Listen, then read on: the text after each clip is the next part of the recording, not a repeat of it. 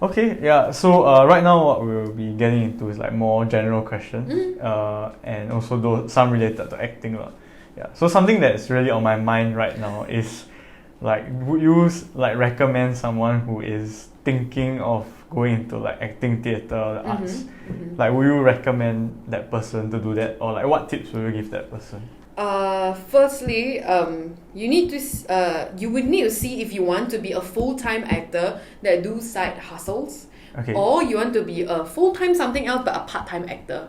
Okay. So how heavy do you want performing or acting or dancing, whatever those kind of things be in your life? I see. So whether you want to do a 70% performing, 30% other things, or whether you want a 70% other things and 30% acting. Yeah. Because that, I think, would really affect how you look at things. Because I know of people who have a full-time job as insurance agent or full-time job as a real estate agent, but they act on the side. I see. Some people, they do acting like as a full-time thing, and they do other things on the side. So you have to decide that first, because definitely that would affect how you're gonna look for other opportunities. Yeah. Like, are you really gonna get a full-time job in performing? Like, is that enough? And I think it also really needs to depend on your lifestyle. Like, especially in Singapore, and your lifestyle it's a real concern. It's not like, oh yeah, I'm just gonna like do acting. I'm gonna be like a broke artist and not spend a lot of money. Like, for real some people just spend a lot of money. It's just how they live their life. So you really need to see if you're someone who spends a lot, you might need to look for opportunities that pay more. Like, maybe you really need like a full-time like creative media agency job that does acting also, like Smart Local. Or maybe if you're just someone who's like, you know what, I can get by with like the minimal, I don't mind waiting for like more monetary returns, then maybe you can just go straight to freelancing. Or if you're lucky, you go straight into freelancing, you can just boom and be like famous or something.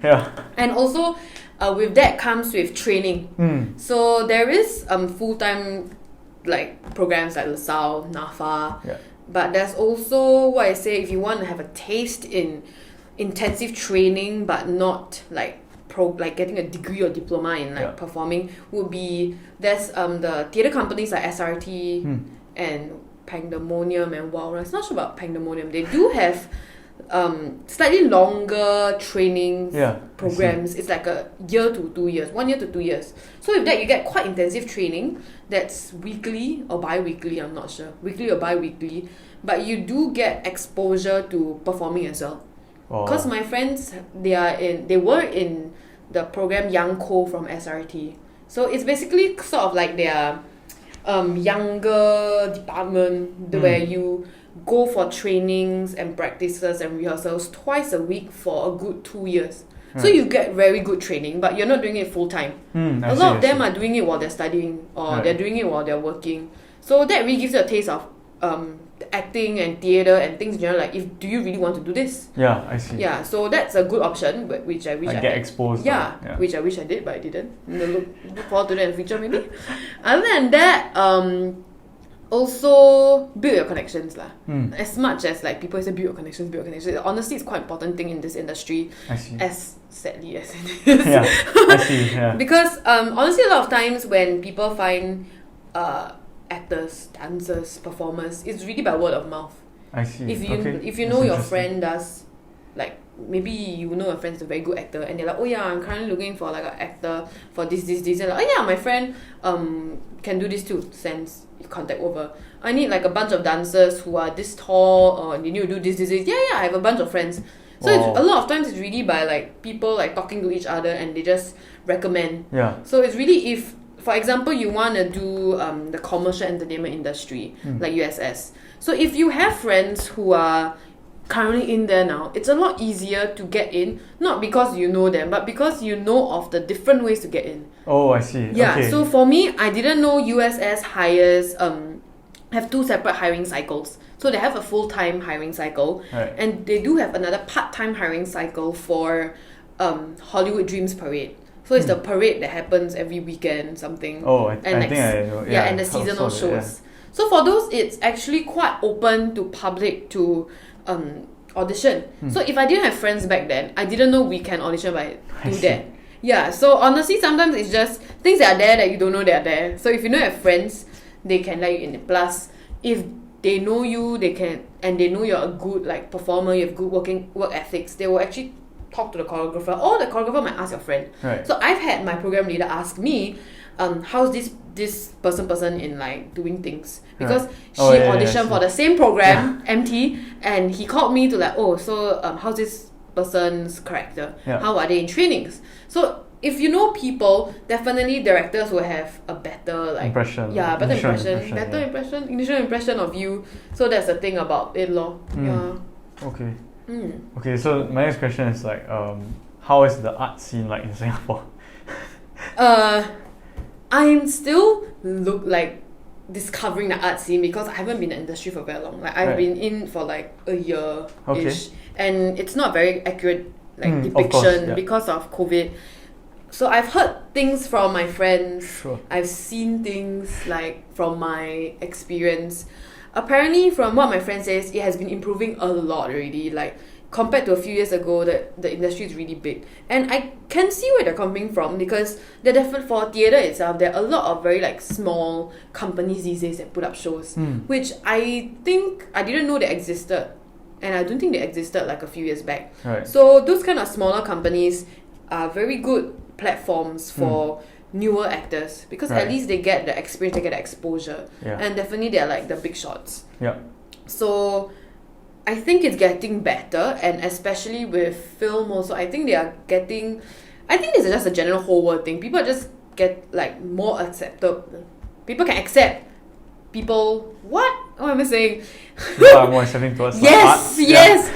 Yeah, like people are just generally more open to like different kinds of people. So that really is slowly coming into the industry, because commercial TV, societal beauty standards, yada yada, those kind of things is quite set in the industry, just because media. But it's definitely getting better. So in my opinion, that's getting better. But in terms of opportunities, I still feel like in Singapore we can do a lot better, especially with local TV stations, local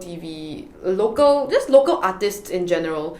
I feel that there's quite a divide between like Mediacorp and like other things, because a lot of us who are trained in like theatre and stuff, what they want and what we want is very different. I see. So we tend not to do that, and they're losing out a lot. Right? Like overseas people might be getting quite a bulk of their income from like dramas and like just TV station things, but because in Singapore a lot of us don't really like doing things there, so, or like we just find that the script sometimes isn't what we like, so it's kind of like meh, so we lose that income already, and we have the theatre and things like that. But because in Singapore, I personally feel that the arts is not as integrated into our daily life compared to other countries, and it's quite a new thing, I would say. Like compared to West End or Broadway, it's like for them it's very normal to have like shows every day, and shows that run for months, and multiple shows running at the same time. But in Singapore, most shows run for like max like 3 months, and it's like a occasional thing. It's not like a everyday thing.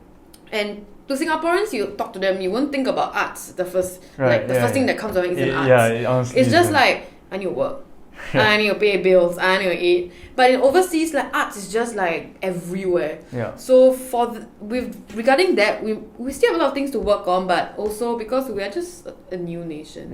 A new nation. Like as much as we always say that, I think it's just really people are just getting used to it. Like it might be better like a few years down the road when our generation gets older, our generation like is in charge of things. Because definitely I see our generation and like the younger people, they can see that there's like such importance in arts. So hopefully, cross the fingers, cross everything that it will get better. But it is better lah. It's just there's a lot to be improved. But as with everything, it takes time. Definitely. That's actually quite heartening to know. It's heartening for me too. I mean, I hope for that to happen also. I think there needs to be more opportunities for people who are like doing different things. But I do see that. I think the governmental bodies are actually more open. They seem to be. For like NAC, I realized, I didn't realize back then, but nowadays I see that there are a lot more grants for like people who want to start things, like collectives, or like just want to like put up a show, or put up an exhibition. It's a lot more grants, which I feel that it's a step in a good, like it's a step in what we hope it is lah. So that's great. Yeah, definitely. Yeah. Okay, so what's one piece of advice for someone who kind of like wants to pursue something, but maybe like it may not be so conventional? Like, what would you say, just in general? In general, I honestly would say, if you can, if you're not gonna harm anyone, just go for it. I mean, like, if you go for it, if you fail, then you fail lah. Like, there's nothing much wrong, unless you're gonna harm someone, and please don't do that. Of course. If it's something that's just for you, and you're not gonna harm anyone, it's for your own good. I mean, to me, I feel like, yes, like you only live once, blah blah blah. And okay, but to be fair, you're only 20-something years old. If you go for it, you fail, just go to some other conventional jobs if you want. Definitely. Like, you can get a part-time degree after that, or you can just pursue anything else that doesn't need a degree. There's a lot of jobs that you can do without prior knowledge. You can learn on the job. But if you don't do what you want to do now, and 50 years later you're like 70, you just can't do anything because you're old and you physically can't do it. And if you do it, who knows, you might be like great at it, you have the natural talent, you're just meant to do it, and bam, you're famous, you're like top of your whole industry, and that's great. If not, do something else. Like, honestly, just don't take your life so seriously. Take it seriously, but like, have fun. Yes, you only have this amount of time. Just do whatever you want, if you can afford to. If you can't, then work around it. I'm sure there are ways around it. If not, you can always postpone what you want a little later. Then maybe you are someone's financially tight, like the whole family is financially tight. Maybe just do something for now to at least get things going. Then pursue what you want. If not, I'm sure there are ways to pursue what you want, but help in your current situation. There are many ways to approach one thing. So just try it. I mean, to me lah, it's just try lah. But some people are just like, just try. You think so easy. I mean, yes. But you're someone that can say that because you actually did it. Just try it. And most of your parents were just like, so to me, it's just, if you don't try, then you don't try. It's your life lah. Like, as much as like parents, partners, family, friends, things is a big part of your life. This is still your own life. Yeah, definitely. If you don't control it, you let other people control it, then what's the fun? Yeah. And true, like true. There's no point in it. Like, your purpose, like, you need to know what you want in life. For me, it's a priority to enjoy life. Not really enjoy, but have a sense of achievement in what I believe is achievement in my opinion. So for me, I think if I've tried, I don't get it, it's a sense of achievement for me because I know I tried. That's your achievement. Yeah, it is like an achievement. Trying is your achievement. Yeah, because at least you tried, at least you put in some effort. It's not like, you talk, then I regret not doing that. That's your problem.